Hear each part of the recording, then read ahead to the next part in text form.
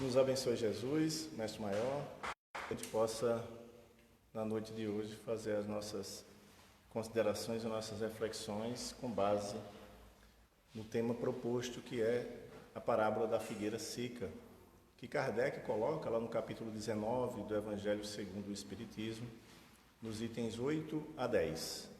Aquela parábola acho que todos já conhecem, onde conta no Evangelho de Marcos, capítulo 11, que Jesus, saindo de Betânia, da aldeia Betânia, estava com fome e avistou, percebeu que havia uma figueira.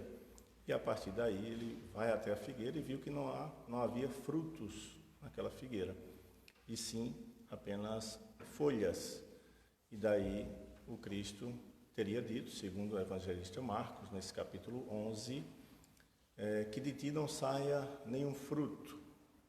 E daí no dia seguinte, quando eles estavam voltando, Pedro observou que a figueira havia secado e lembra o mestre, Jesus, aquela figueira que tu amaldiçoaste acabou secando. E aí o Cristo traz a mensagem sobre a fé. Tendes fé, fé em Deus, se tiveres fé, que possa que não turbe os vossos corações, nem que haja dúvidas sobre qualquer ato seu em pensamento, tu poderás dizer para essa montanha, lança-te ao mar, e ela se lançará. E essa passagem é bem interessante, porque traz diversas reflexões.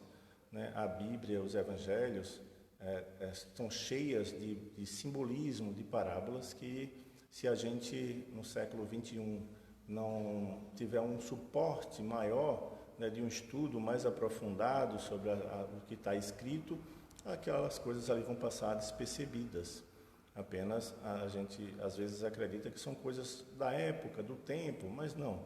São mensagens edificantes e mensagens eternas, que acabou permanecendo e vai permanecer na humanidade, nos nossos corações, porque é isso que acalenta, é isso que consola, é isso que acaba nos ajudando a continuar nessa luta, em ser hoje melhor que ontem, amanhã melhor que hoje, a todo tempo. Então, essa passagem acaba Kardec fazendo algumas considerações. Na realidade, são diversas considerações que ele faz, mas as principais são 3. Ele diz que essa parábola de Jesus quer dizer, logo no primeiro parágrafo, quer dizer daquelas pessoas que têm apenas propensão em fazer o bem e acabam não fazendo. Aquelas pessoas que falam, mas não fazem. Acho que vocês conhecem ou se conhecem assim.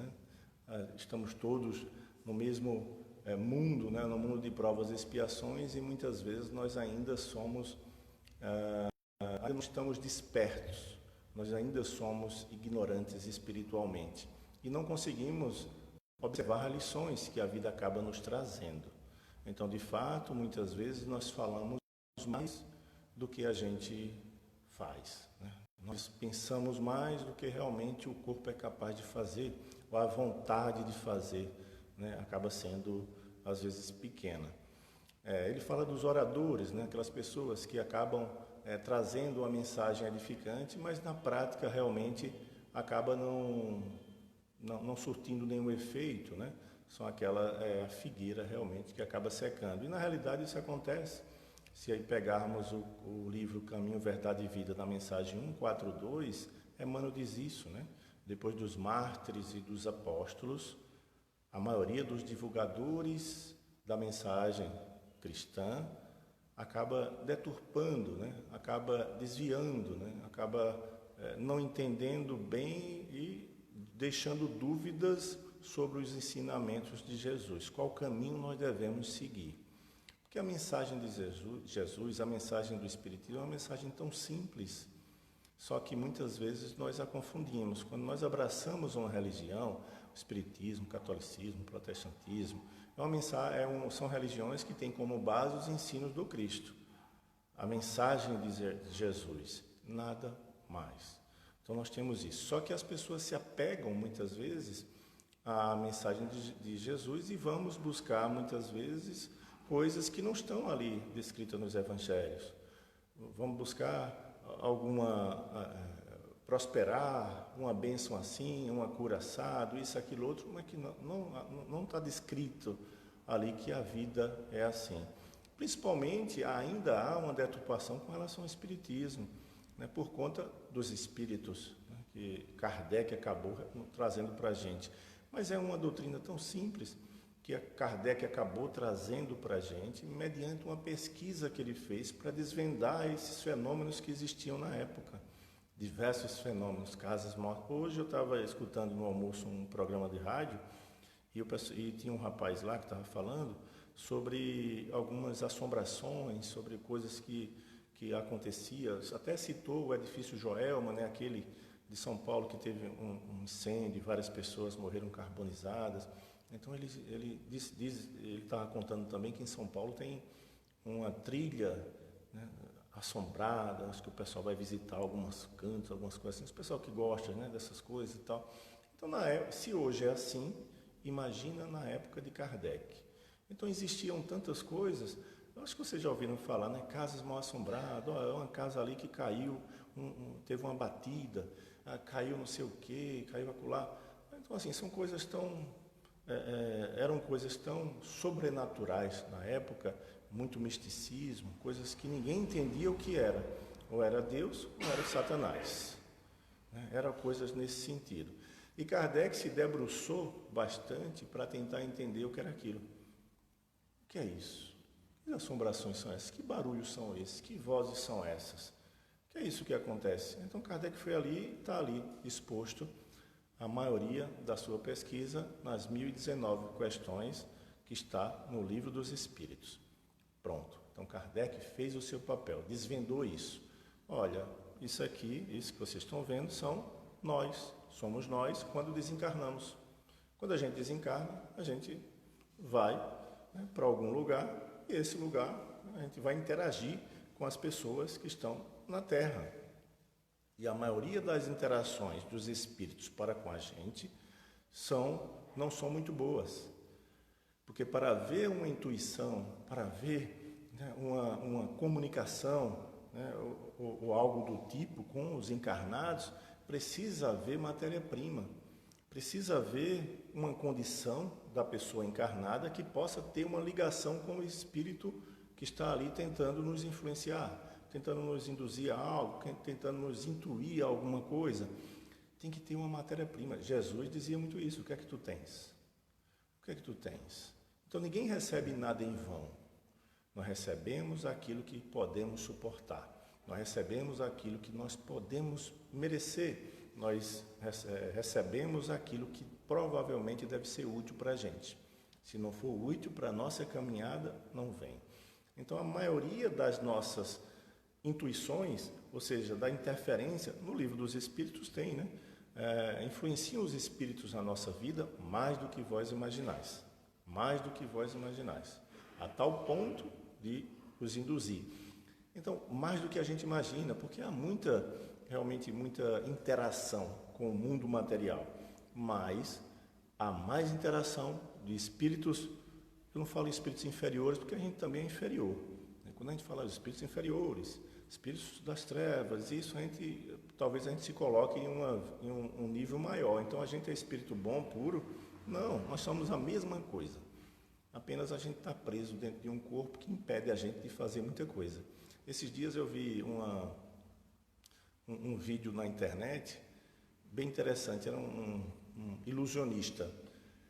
E esse ilusionista, ele fez lá, bem interessante, porque eu gosto muito dessas ilusões, não são mágicas, né? São ilusões, né?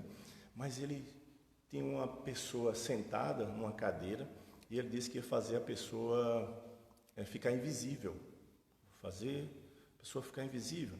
E ele fez a pessoa, não sei como, ele botou um pano lá, acho que a pessoa correu, não sei o que aconteceu, eu sei que ficou lá. Só que ele deixou talvez alguns fiozinhos ali, que ele pegou e disse, olha, tome essa água.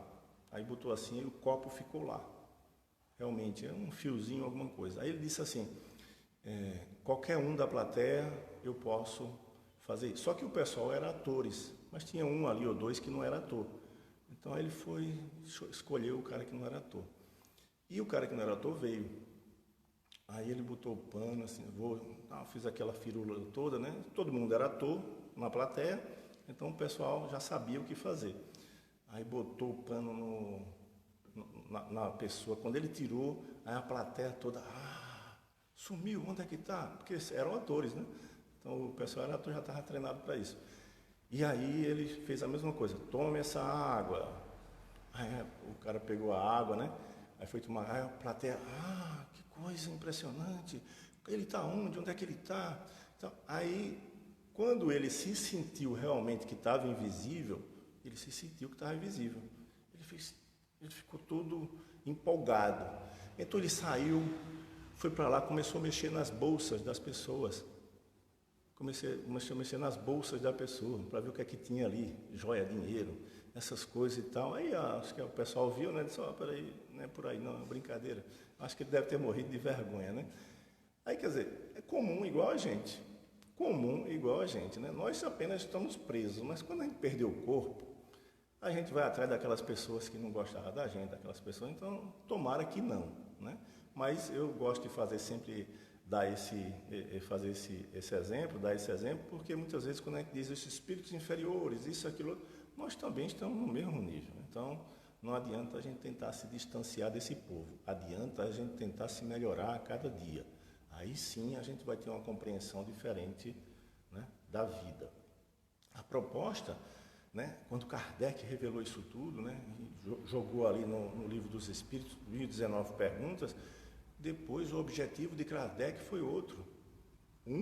Era, de fato, chegar a entendimento do que era isso. Quando ele descobriu que era isso, isso é isso, isso é aquilo outro, isso é aquilo outro. Agora vamos para o que importa. Se nós perdemos o corpo, isso aqui é um personagem e fica o espírito, então quero chegar, como é que eu faço para chegar aí de uma forma melhor? Evangelho segundo o Espiritismo. Já lançou. Fazer o bem, tratar. E quem é o espírito mais perfeito que habitou a terra? Que é para a gente se espelhar nele, Jesus. Aí Kardec voltou o foco para ele. Esqueceu a pesquisa, esqueceu não, né? Fundamentou ali, não tinha para que fazer mais nada. Então, o propósito principal da doutrina espírita é nos ajudar a despertar para sermos pessoas melhores a cada dia. Melhor para a gente mesmo, né? Melhor para a gente levar uma carteirinha para as pessoas, não. É melhor para que a gente possa se compreender, porque quando a gente se torna melhor para a gente mesmo, a gente causa menos impacto negativo na vida das pessoas. E acaba, de fato, muitas vezes, se desapegando, que esse é o propósito, e ter o entendimento de que somos espíritos e estamos nessa vida como um personagem. Nessa encarnação eu sou Milton, na anterior não sei quem eu era, na próxima não sei quem eu vou ser, se você João ou você Maria. Mas o importante é o mundo espiritual? Não, o importante é o aqui e o agora. O importante é onde o espírito se encontra. Nós nos encontramos encarnados, então o importante é aqui. Porque muitas vezes quando a gente abraça o espiritismo, é o mundo espiritual. Não esqueça isso. Esqueça. Você não está lá. Você está aqui. Né? O que é importante do mundo espiritual? Toda a literatura de Kardec, a literatura de Joana, de Chico, para que a gente possa entender de fato quais são as consequências, o bem, o mal que se faz, as oportunidades perdidas, que é o item 2 que Kardec coloca nessa reflexão sobre a figueira seca. Né? O item 2. Muitas vezes nós temos a oportunidade de ser útil, mas não somos. Então, a primeira reflexão que Kardec fala, né? Muitas vezes nós falamos, mas não fazemos. Muitas vezes o discurso é mais bonito do que a prática. E a segunda dela, muitas vezes nós temos a oportunidade de ser útil e não fazemos. A oportunidade de ser útil, na maioria das vezes, não é sair dando cestas básicas. Isso é muito louvável, isso é importante para as pessoas que estão sem um recurso financeiro para comprar alguma coisa. Mas na maioria das vezes a gente não sai dando cesta básica todos os dias, todas as horas. Mas todos os dias, a todas as horas, nós temos interação com pessoas. Todo momento nós temos interações com pessoas. Seja algo que a gente esteja indo numa loja comprar alguma coisa, no trânsito, no trabalho, na escola, na rua que a gente está andando. Então a gente tem oportunidades, né? E a gente perde muitas oportunidades, porque às vezes nós não temos matéria-prima para aquela intuição chegar. Quantas pessoas não estão desesperadas?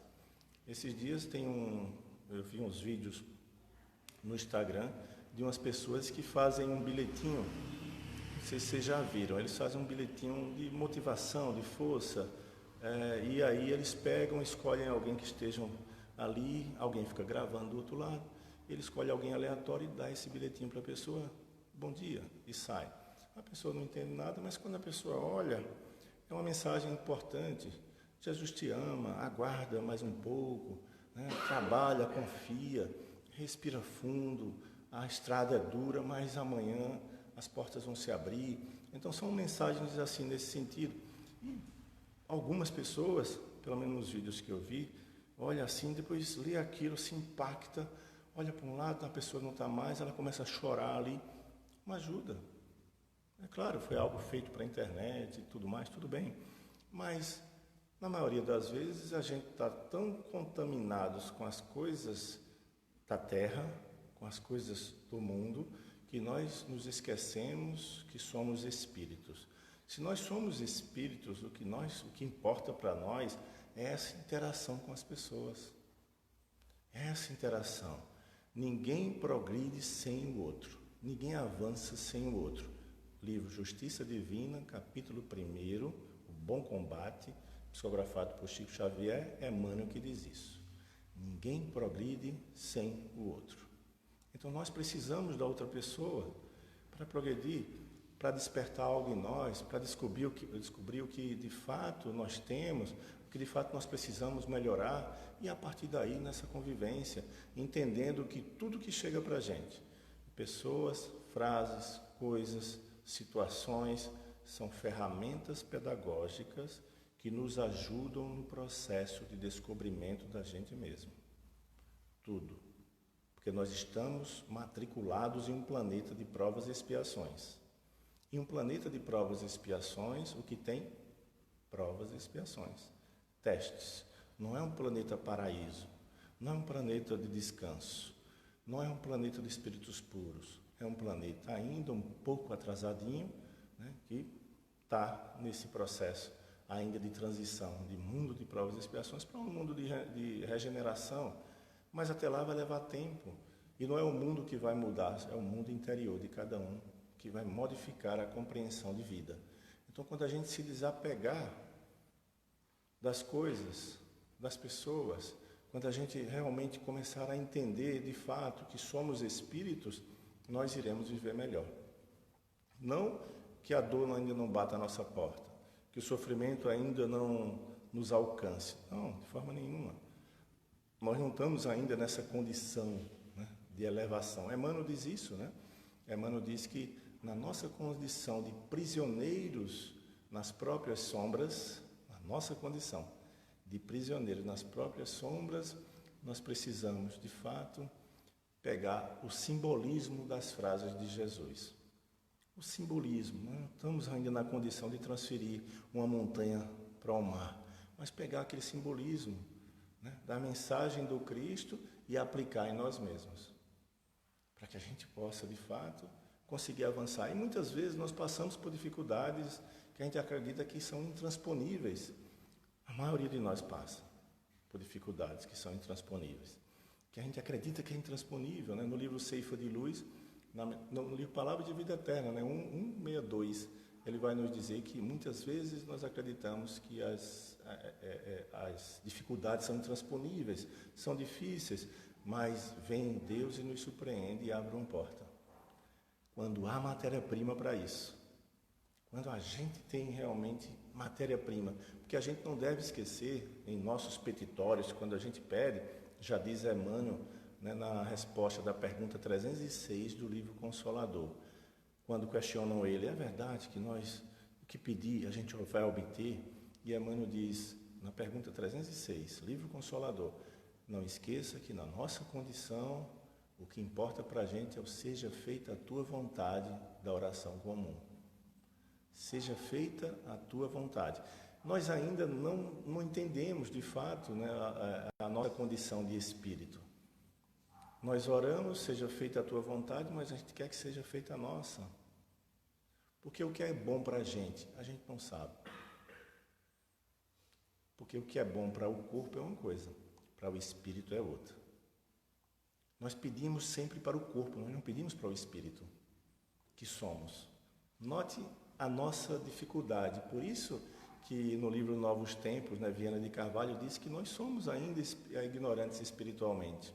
Continuamos ignorantes espiritualmente, porque nós oramos, pedimos coisas para o corpo, mas nós somos espíritos. E como? Não seja feita a tua vontade, ou seja feita a minha vontade. Não, mas a minha vontade, se todas as nossas petições fossem ouvidas, talvez a gente não tivesse outras condições. Eu lembro quando eu tinha, alguns anos atrás, não muito tempo, mas eu comecei a trabalhar no centro da cidade, né, aqui em Caruaru. Eu trabalhava em um hotel que ficava no centro da cidade. Eu comecei lá aos 16 anos. Hoje eu tenho 51, então já faz um tempinho. Então, aos 16 anos, trabalhei lá, 16, 17, aos 18, 2 anos e pouquinho depois, eu fui promovido de office boy para recepcionista. E comecei a ganhar bem. Né? O meu salário de office boy era um, e recepcionista já era outro. E ganhava mais algumas comissões. E, na época, para mim, eu acho que dava 2 salários, coisa assim. Era uma maravilha. Foi logo quando eu conheci o Espiritismo. Então eu disse assim, Senhor, ajuda-me. Todas as minhas orações eram nesse sentido. Ajuda-me para que eu me aposente aqui, nesse hotel. Maravilha, o que é que falta? Peguei a minha carteira de trabalho, coloquei lá no cofre do hotel. Tinha um cofre do hotel, eu coloquei lá e disse, vou retirar quando eu me aposentar. Mas na realidade eu tinha que estar tirando direto, porque havia aumento, naquela época não tinha o real, e era aumento direto por causa da inflação, né? Aí o contador pegava para registrar. Mas eu só vou levar para casa essa carteira quando eu me aposentar. Está escutando, Senhor? Ainda bem que ele não escutou. Ainda bem. Imagina as nossas petições, né? Se Jesus escutasse, se os bons espíritos escutassem, né? A gente realmente passava alguns maus bocados, né, atualmente. Então o que a gente precisa, de fato, é esse despertar para que a nossa condição de espírito realmente ele comece a vigorar. E nós começamos a tentar colocar em prática talvez alguns ensinamentos para que a gente possa entender melhor, escutar mais do que falar, tentar entender mais o que sai da gente, não o que vem de fora, mas o que sai da gente, né? O que eu faço com isso que fizeram, o que eu faço com isso que eu recebi, o que eu faço com essa situação que foi me apresentada, o que é que eu faço com esse convite que a vida está nos fazendo. Não é porque eu estou passando por isso, mas para quê? Para quê? Isso tem um propósito, para o espírito tem um propósito. Para o corpo, bom é estar em berço esplêndido, deitado em berço esplêndido para o corpo. Para o corpo é muito bom, eu preciso estar ali, ter descanso, isso, aquilo, outro. Para o espírito, não. E como nós somos espírito, o foco é outro. O foco não é o corpo. O foco não são as necessidades do corpo, porque as necessidades biológicas são uma, mas só que a gente cria muitas necessidades desnecessárias. Nós criamos muitas necessidades desnecessárias. Uma terceira reflexão que Kardec traz nesse comentário desses itens 8 e 10 é sobre os médiuns. Ele acaba trazendo que os médiuns que têm uma incumbência enorme, né, principalmente dentro da doutrina espírita, porque fazem esse trabalho de forma voluntária, ajudando aqueles espíritos, na maioria das vezes, as reuniões mediúnicas acabam servindo, né, para ajudar aqueles espíritos que não conseguiram realmente enxergar, que não conseguem enxergar outros espíritos, não sabem nem que desencarnaram, né?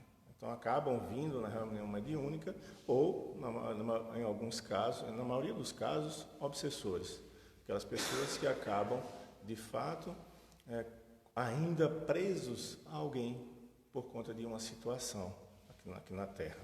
E aí, sem julgamento de nossa parte, né, mas cada um tem os seus motivos, né, para perseguir alguém, cada um tem seu motivo para ficar magoado com alguém, ficar com raiva, ficar com ódio de alguém, claro. Cada um tem seu motivo. Na reunião mediúnica, isso é acolhido de forma bem sem julgamento, uma forma bem realmente prática, né? E amorosa, de forma amorosa, para que a pessoa entenda, porque a mudança nossa vem de dentro para fora, não vem de fora para dentro. De fora vem alguns insights que vêm a todo instante, insights, ideias, né? Ali, luzes ali que a gente pode pegar, mas às vezes a gente não está em condição de pegar aquilo como algo para melhorar algo do interior nosso. Mas a gente quer. Não sei se vocês já notaram isso, né? A gente quer que a mudança venha de fora. A gente quer que Jesus venha e nos salvar. A gente acha que aquela figura de Jesus de braços abertos, ali é para ele vir aqui nos abraçar. Não, ele já veio. Ele está ali simbolicamente de braços abertos para que a gente dê alguns passos significantes em sua direção, à sua procura. Então, muitas vezes a gente quer que isso... Né? Tem algumas músicas, eu amo, né, música evangélica, por exemplo, gosto muito das músicas evangélicas. Tem isso, acho que tem uns 20 anos que eu fui visitar um amigo que tem uma empresa no Rio de Janeiro. E aí ele soube, eles são evangélicos, e aí ele soube que eu era espírita, ele ficou aterrorizado, né? Quando ele soube, mas aí ele já soube, já estava dentro da empresa dele, já tinha mostrado a empresa, porque talvez ele nem mostrasse a empresa dele. Mas aí ficou por ali, é uma pessoa fantástica. Estou brincando assim, mas ele realmente entendeu, mas ele ficou assim meio aterrorizado, mas ele entendeu realmente que eu sou espírita. Aí ele disse, minha filha é cantora evangélica, né, da igreja tal, eu vou lhe dar um CD dela, na época era CD, aí me deu um CD dela. E aí eu peguei aquele CD e comecei a escutar as músicas. E aí, certa feita, eu visitei, ou encontrei com ele em algum outro local, acho que um ano depois, e aí eu disse, fantástica aquelas músicas, viu? Ele não acreditou. Um espírita, como assim? Gostar de música? Fantásticas músicas, conheço todas, canto todas, e realmente tenho elas na mente. E aí ele disse, não, você não, acho que você nem tem um CD. Tenho. Me diga o nome de uma música para eu cantar para você agora. Ele citou uma música, aí eu cantei os trechos da música. Ele citou uma segunda, aí uma terceira ele citou, e eu sabia do CD todinho. Ele fez, então você realmente é espírita. Então ele achou que era do espírito essas coisas. Não tem nada a ver com espírito. É porque eu escuto esse CD constantemente. Para você ver o que o pessoal deturpa, né? Ele já ficou assim, olha, ele é espírita. Ele sabe de tudo. Eu vou até travar meu pensamento aqui. Eu disse, não, mas o espiritismo não é isso. O espiritismo não é o ensino de Jesus. Não tem nada a ver com isso. Isso é porque eu escuto o CD. Aí ele ficou tão alegre ali depois que ele me deu o segundo DVD dela. Ela já tinha lançado um segundo DVD. Então eu gosto das músicas, mas tem algumas que acabam não fazendo sentido, né? Pelo menos para uma condição de lógica, né? Vem, Senhor, me faz um vaso novo. Vem, Senhor, me transforma, me quebra e me transforma. Se ele vier me quebrar, a gente não quer isso, né? A gente não quer que quebre, meu filho, né? Quer que quebre mesmo, você está sabendo o que você está pedindo, mas não, a gente só quer o resultado final. É igual a gente, a maioria das vezes, aquelas pessoas que... na empresa que eu trabalho, tem um rapazinho que ele ganhou um prêmio desses de loteria, não um prêmio principal, mas foi um prêmio considerável, acho que foi R$60 mil, num prêmio desse de loteria. E todo mundo ficou, puxa, mas bom, eu quero também esse negócio, me bota aí, rapaz, me dê o número aí, quando você for jogar, bote meu nome, e não sei o que, aquela coisa toda. Aí ele disse assim, olha, sabe quanto eu gastei para ganhar esses 60? Eu jogo há 15 anos, acho que eu já gastei uns 200. Vocês querem? Aí a turma disse, não, eu não quero. Não, pronto, ontem eu joguei tantos mil, não sei o que, eu joguei não sei o que, outra vez eu joguei tanto. Sim, não, eu quero só o prêmio, eu não quero... Então as pessoas não estão querendo As pessoas querem um resultado final. O medalhista, ele ganha ali, mas se eu fosse. Esses dias eu vi uma pessoa tocando, né? Divinamente, né? Um piano. Eu queria isso. Sim, eu toco desde os 6 anos de idade. Já tenho 60. Não, é muito tempo. Então, assim, as pessoas só querem o benefício final, mas esquecem da trajetória. Isso a gente pode fazer um paralelo também da gente, porque a gente só vive muitas vezes de momentos, né? Momentos aqui, mas o bom, né? O bom e o importante da vida é o trajeto, é o percurso, é a viagem, não é o fim. É a viagem. Por isso que na maioria das vezes nós perdemos a essência que estão nos detalhes da vida. Às vezes a gente foca em determinados problemas que são grandes, claro, né? Determinados problemas que acabam impactando, né? na nossa vida, na nossa visão, mas esquece daquelas coisas mais simples, né? As coisas mais simples, os detalhes ali, eu me irrito com coisas simples, tal, isso, aquilo, outro, tantas coisinhas e tal. É aí onde você precisa melhorar. São essas coisinhas. Mas as provas da vida é a perda de um pai, a perda de uma mãe, a perda... Sim, com certeza, de fato. Isso é penoso. Minha mãe já faleceu faz uns 10 anos mais ou menos. Até hoje, se eu lembrar, eu me emociono. Natural que isso ocorra, natural. Mas e os detalhes da vida, né? A vida, ela acontece nos detalhes. A vida não acontece aqui, né? O nosso trabalho aqui, trazer o estudo de reflexão, bem como o trabalho de ler, bem como o trabalho... É um trabalho voluntário, né? É um trabalho voluntário, mas a vida acontece de fato, é na rua, é no trânsito, é correndo, é isso, aquilo, outro. A vida acontece de fato quando nós somos testados, né? Quando nós somos testados, aí sim, a vida de fato começa a surtir efeito em nós e a partir daí a gente começa a perceber, né, algumas coisas, né? Como é que nós estamos lidando com a vida? Como é que nós estamos gerando sentido para a vida? Será que a gente encontrou esse sentido em um mundo que atualmente está havendo alto índice de pessoas se suicidando? Pessoas tirando a própria vida, né? Jovens, né? Ontem, uma colega estava me comentando, olha, minha filha, ela passou tão assim, meio atordoada. Eu disse assim, puxa, você está com um olhar tão cansado. Ela disse assim, não é só cansaço. Aí se emocionou um pouco e falou, minha filha tem 14 anos e ela acabou de mandar um vídeo para mim, botou uma corda, botou no pescoço e acabou de mandar esse vídeo para mim. Mas só que minha mãe está em casa, eu pedi para minha mãe ir e tal, ela só fez colocar, mas não seguiu em frente. Só fez colocar, mas ela já se corta, já faz um tempo.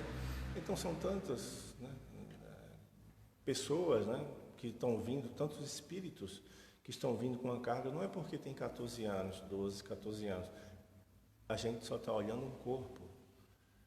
Não é meu filho, não é meu pai, não é meu avô. Ali por trás dessa responsabilidade, que há essa responsabilidade, essa incumbência nessa vida, existe um espírito que a gente nem sonha. Qual é a trajetória, qual é a bagagem desse espírito? Mas nós, ainda se confundindo com o corpo que anda, a gente lida com um personagem. É meu filho, é meu pai, é meu avô. E se esquece que ali tem um espírito. Ali é um espírito. Nós não sabemos da trajetória, mas ela só tem 14 anos. 14. Mas pode ser mais velha do que a gente. Pode ser mais velha do que a gente. Está carregando alguns traços de outras vidas. Ainda tem essa carga. Quanto mais cedo, quanto mais jovem, ainda carrega isso, resquícios de vidas anteriores. Então, quanto mais paciência, sem julgamento, né, quanto mais sentar, quanto mais, né, observar, estar disposta, né, a escutar, é melhor, né? Claro, terapia, né, o que puder ser feito, pode ser feito, o que a gente puder ser feito, o que tiver ao nosso alcance, a gente deve dar, cada um só dá o que tem. Então, nós precisamos dar esse suporte.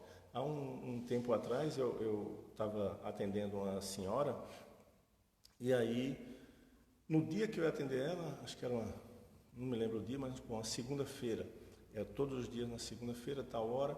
Aí ela me ligou logo cedo e disse assim, hoje ao invés de você me atender, você poderia conversar com meu filho? Eu disse, posso sim, não tem nenhum problema. Eu sou psicólogo, mas era como se fosse um atendimento fraterno, porque era um trabalho voluntário. Posso sim, não tem nenhum problema. E aí marcamos às 7 horas da noite. Eu fui para o consultório, 7 horas não chegou. Aí, tudo bem, fiquei por ali aguardando. E aí, no final da noite, acho que lá para as 10 da noite, aí ela mandou uma mensagem para mim. Ele se foi. Então, ele estava vivo pela manhã, mas ela tinha saído para fazer algumas coisas, ele ficou à tarde, ficou só, e aí acabou dando fim à própria vida.